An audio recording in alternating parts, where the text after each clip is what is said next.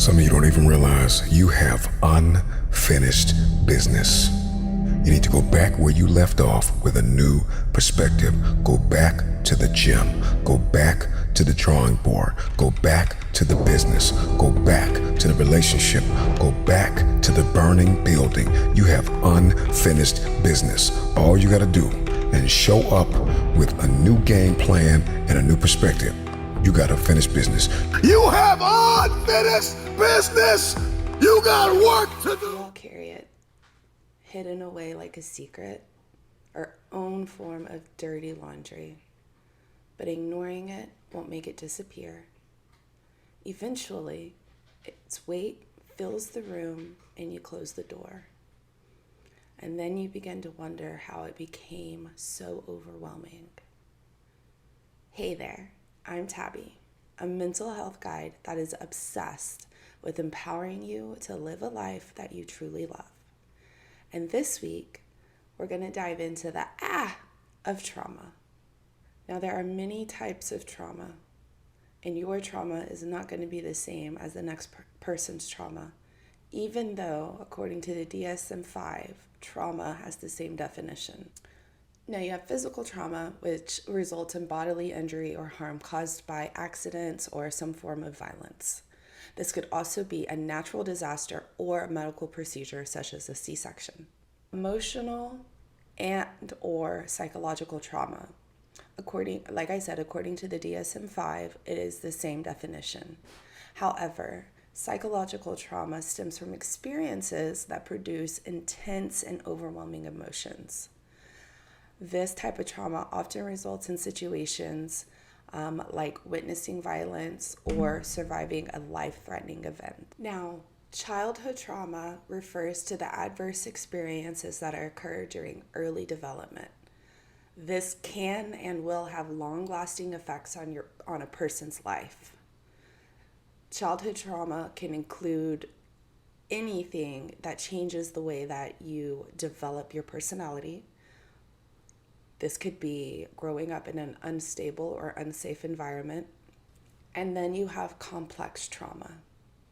This refers to exposure to multiple or long-lasting traumatic events. This often occurs during childhood or early adulthood. This can include ongoing abuse, neglect, or witnessing domestic violence.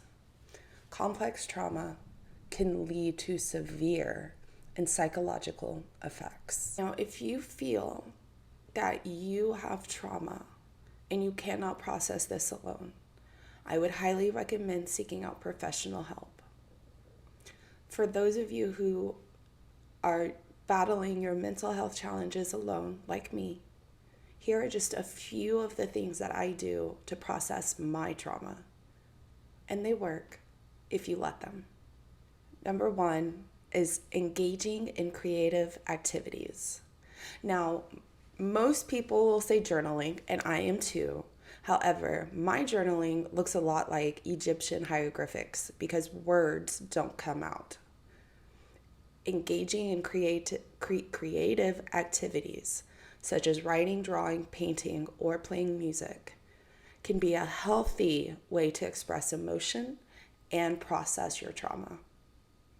So if you have a journal and you can't find the words, maybe try drawing a hieroglyphic. Number two is going to be a little bit more difficult for the average human, but you should avoid substance abuse. This is drugs and alcohol. Now, I know it can be tempting to turn to these things to numb the pain temporarily. However, substance abuse can worsen trauma. Number three is probably my favorite. You're going to hear me say it in most of these episodes, but you need to prioritize your self-care. Make time for activities that bring you joy. Find reasons to smile through the tears.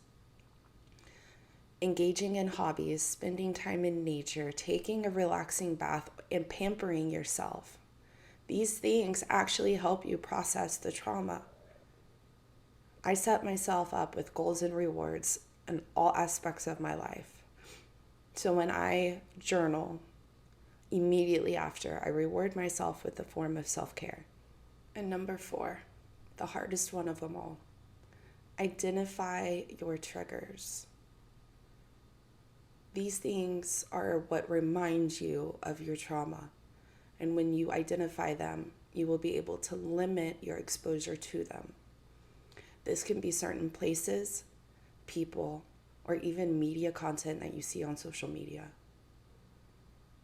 When you limit the exposure to your triggers, slowly you will be able to handle them with care. Now let's begin the healing journey by opening up to others, whether that is a therapist or a trusted friend. Now remember, every single person on the face of this planet has experienced a form of trauma in some way. It's just part of being human.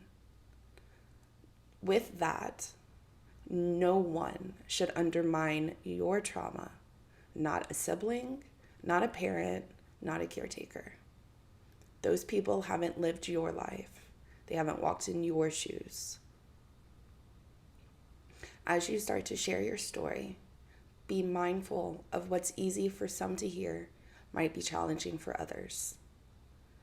We need to foster a supportive environment by using trigger warnings when necessary. And then you're able to embrace empathy along the way. I hope this episode brought you some clarity, a few steps, and I can't wait to hear you start sharing your story. I'm going to leave you the same way that I always do. Be kind to yourself, always.